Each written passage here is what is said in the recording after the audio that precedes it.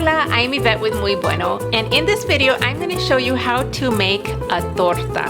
A torta is basically a Mexican sandwich, but what makes them special are bolillo rolls. This is similar to a French roll or a hoagie roll. So delicious, and what I love about tortas is my mom used to make them for us for school lunches and especially for a road trip meal.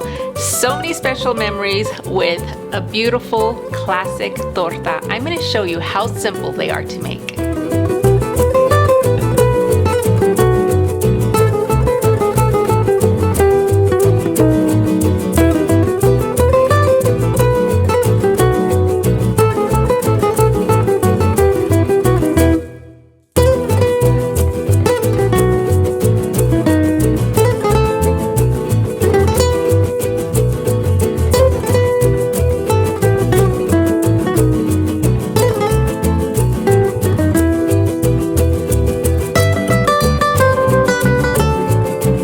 And that's how simple it is to make a Mexican torta. This is no ordinary ham and cheese sandwich.